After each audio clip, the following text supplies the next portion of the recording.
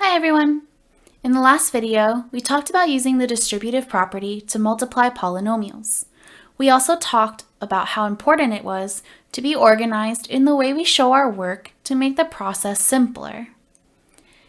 In this video, we will talk about one way to help us organize our work, which is called the box method.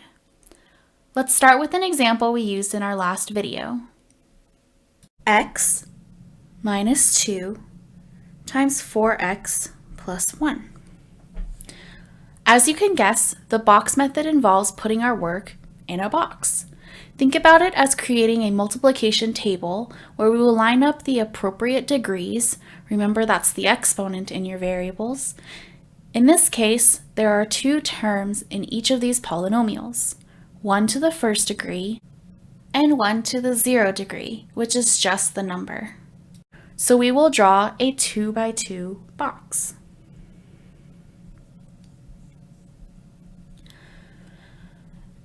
Then we're going to line up our polynomial on the outsides of each of those boxes. So I will do x minus 2 and 4x plus 1. Now we will multiply one term at a time, just like we did in the last video, because we're still using the distributive property. We're just organizing it a little bit differently. So we'll start with the x.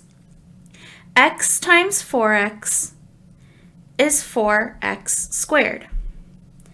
X times 1 is x. And that takes care of our first term. The second term will be that negative 2.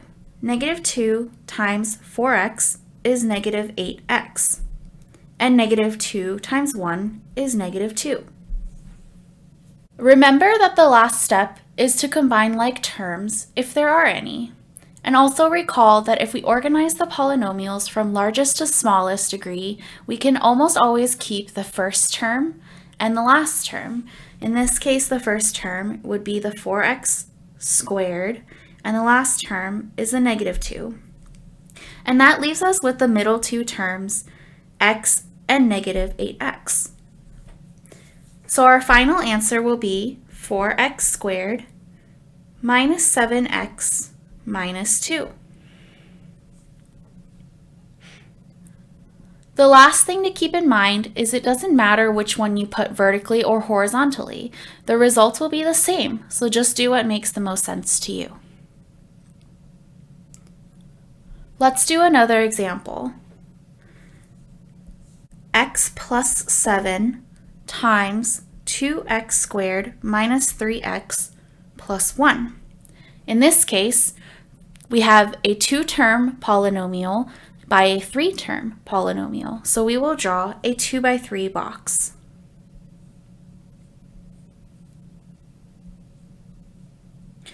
And we'll do x plus 7 and 2x squared minus 3x plus 1.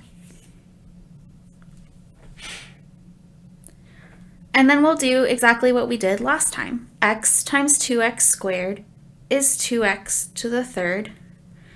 X times negative 3x is negative 3x squared, and x times 1 is x. The second term we will work on is positive 7. 7 times 2x squared is 14x squared. 7 times negative 3x is negative 21x, and 7 times 1 is 7. Then we will combine like terms. Again, we organized our polynomials from largest degree to smallest degree, so we will keep the first term, which is the top left box, and the last term, which is the bottom right box. And everything else we will combine. So here we see our x squares and our x's. And so our final answer will be 2x to the third. 14x squared minus 3x squared is 11x squared. And negative 21x plus x is negative 20x plus 7 will be our final answer. Let's do one last example.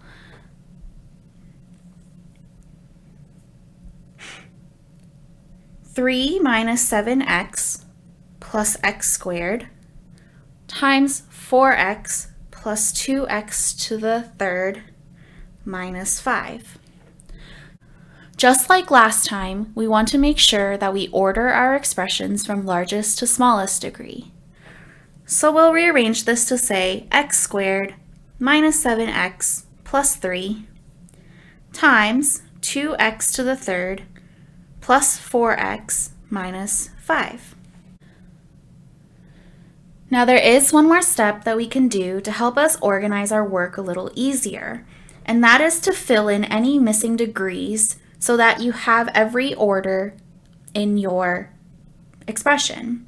What I mean by that is, in the second expression, we see 2x to the third plus 4x minus 5, and we're missing a degree in this step, which is the x squared.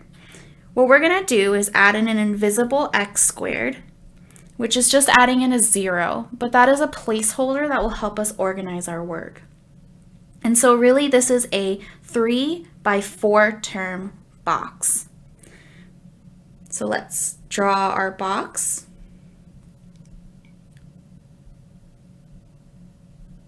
And we'll place our polynomials down. X squared minus 7x plus 3, 2x to the third plus 0x squared plus 4x minus 5.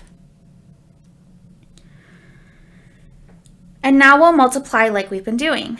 X squared times 2x to the third is 2x to the fifth. X squared times 0x squared is 0x to the fourth.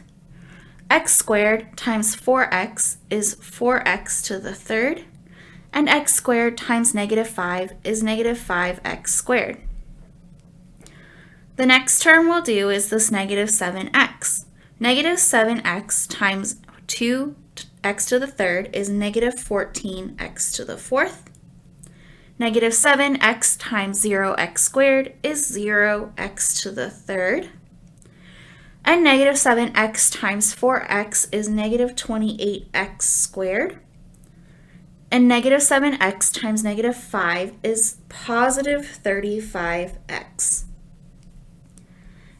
And our last term, 3 times 2x to the third is 6x to the third. 3 times 0x squared is 0x squared. And 3 times 4x is 12x. And 3 times negative 5 is negative 15. Now the reason why we put in the 0, even though the whole column will end up being 0, is that when we organize and fill in the missing terms, our diagonals will always line up to be our terms to combine. And so we keep our first term, 2x to the fifth. And then we do negative 14x to the fourth plus 0x to the fourth, which is negative 14x to the fourth. 6x to the third plus 0x to the third plus 4x to the third gives us 10x to the third.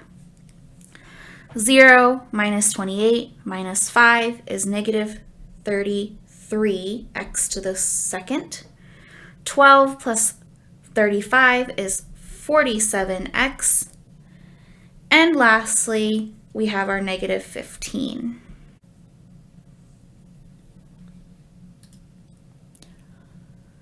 And then we have our final answer. All three examples were ones that were used in part 1 of multiplying polynomials. If you compare our answers here to what we got in the first video, you'll see that we get the same answers. The box method is still using the distributive property, but it may be helpful in organizing our work, especially for those that are more visual learners. Thank you for joining me in learning how to multiply polynomials. I hope these videos have been helpful. Let me know in the comments what topics I should cover next, and see you next time.